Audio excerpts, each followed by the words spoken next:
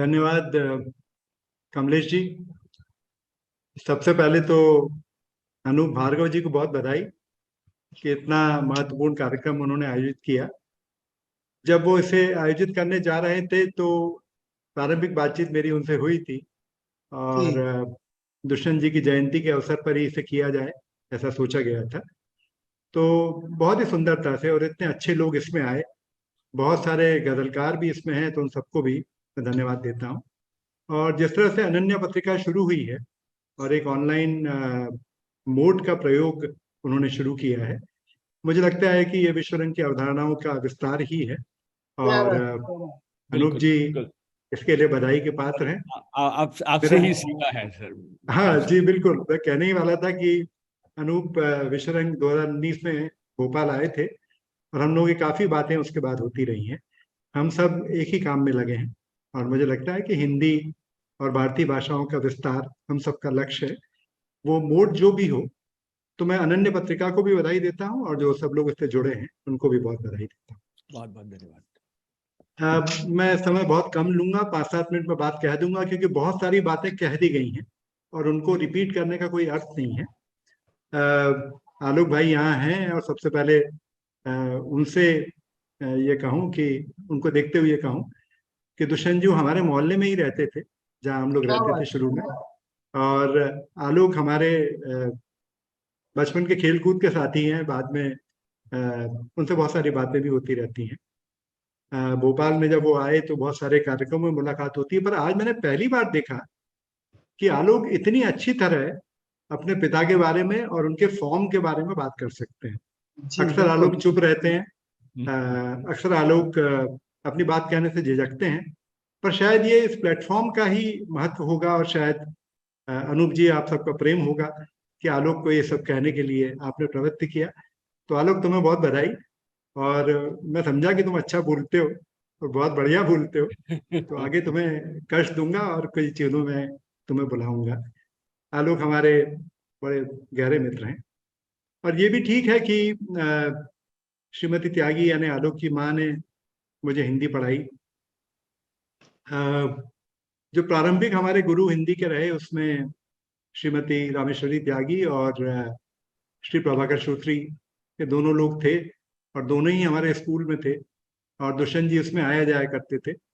तो ये आलोक ने ठीक कहा कि मेरी कई रचनाएं मैंने लिखना लिखना बचपन में शुरू कर दिया था, तो दुष्यंत जी ने उन्हें सुना, प्रशंसा की और शायद एक बार ये भी कहा था कि इस लड़के में स्पार्क है, ये आगे जाएगा।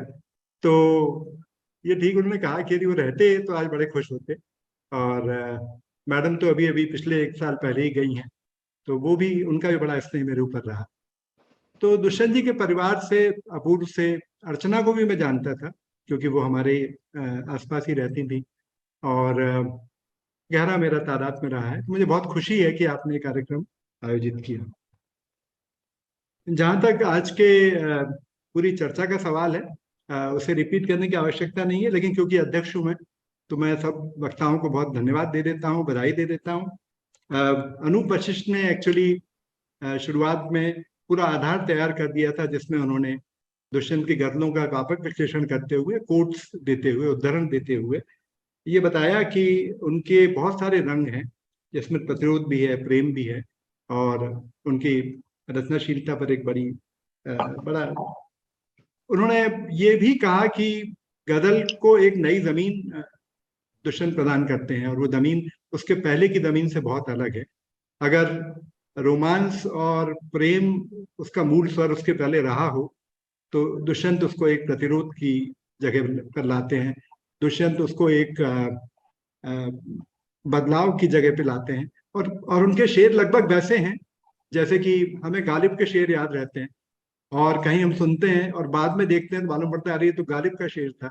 वैसे ही जब पार्लियामेंट में कोई आदमी कहता है एक कविता या एक गजल कहता है, मालूम पड़ता है ये तो दुष्यंत की गजल थी।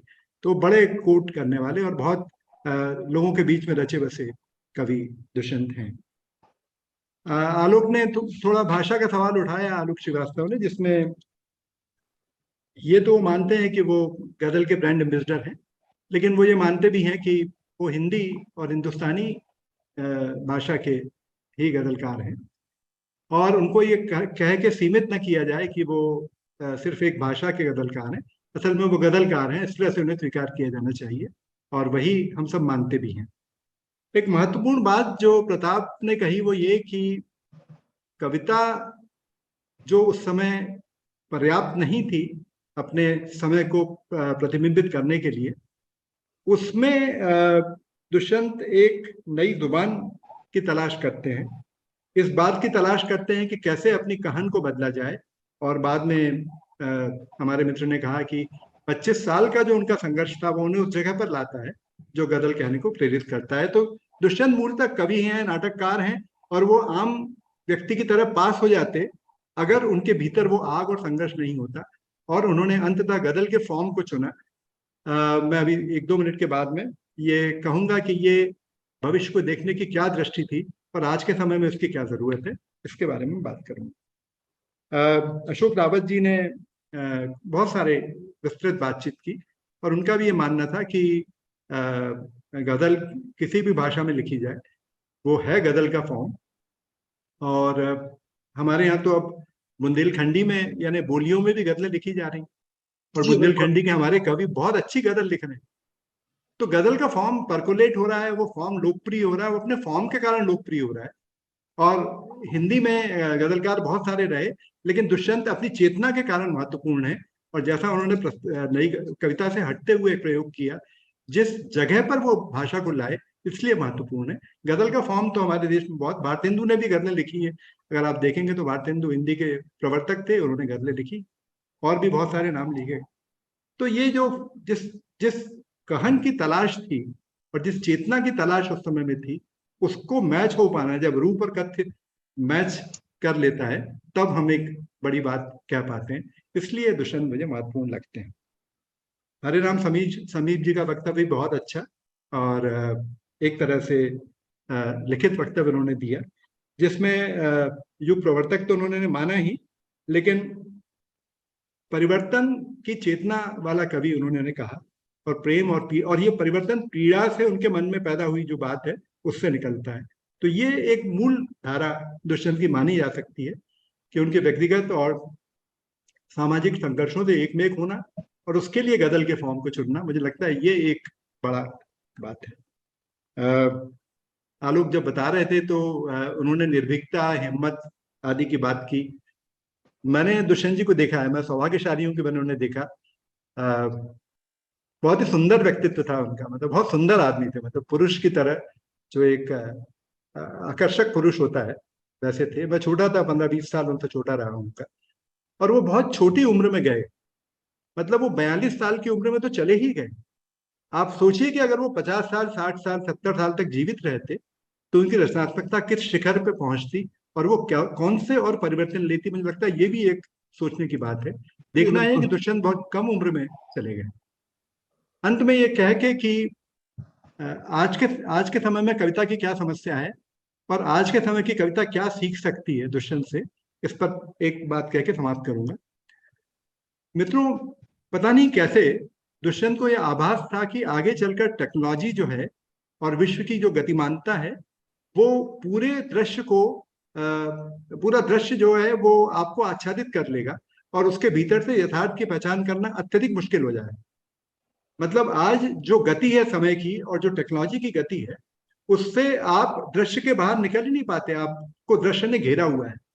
और इसके दौरान इस समय में कविता करना, यानी किसी बिंब का निर्माण करना या किसी ऐसे दृश्यबंध का निर्माण करना जो नवीन लगे और भाषा को अजाने स्थानों पर ले जाए, ये काम बहुत ही मुश्किल आज की कविता में। कविताएं सब एक समान लगती हैं, सपाट भी लगती हैं, चमकदार हैं, तो उनके भीतर प्रवेश नहीं किया जा सकता। दुष्यंत ये करते हैं कि वो एक ऐसे तरीके की इजाद करते हैं जिसमें कुहासे भरे समय को देखने की दृष्टि आपको मिले।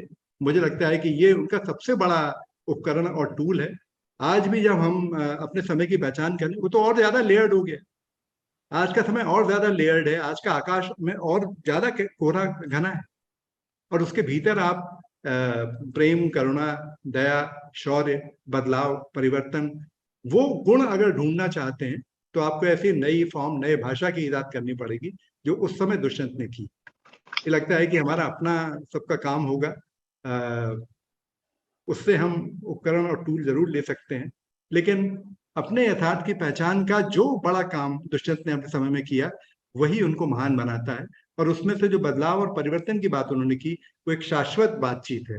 और आलोक ने ये कहा कि ये एक शाश्वत चिंता है, आज भी हमारी चिंता है, लेकिन हमारे जो अब अभी के फॉर्म्स हैं वो कई बार अपर्याप्त हमें लगते हैं। और दुष्यंत से हम ये बात सीख सकते हैं कि कैसे भाषा का प्रयोग किया जाए, कैसे फॉर्म को इन्वेंट किया जाए, कैसे जन जन के बीच में जाने वाली बात कही जाए। ये आज के इस पूरे चर्चा का एक मुझे लगता है कि निष्कर्ष भी हो सकता है। धन्यवाद। फिर कभी समय मिलेगा तो मैं व्यापक और विस्तृत विश्लेषण कर सकूंगा, लेकिन फिलहाल तो मैं सभी लोगों को खूब बधाई देता हूँ, अनूप जी को मिला के, कमलेश जी को मिला के, कि आपने इतना सुंदर आयोजन किया। और ये सारा रिकॉर्ड होगा तो इसको जरूर ट्रांसक्राइब कराएं। और हाँ, जो दुष्यंत पीठ की बात हो रही है, तो भोपाल में एक दुष्यंत संग्रहालय है, आलोक उसमें आते जाते हैं, मैं भी उनका संरक्षक हूँ। शायद ये बात हम कर सकते हैं कि उस पीठ की स्थापना वहीं से प्रारंभ की जाए और हम सब उसमें मदद करेंगे। धन्यवाद। मैं भी गया हूँ। बहुत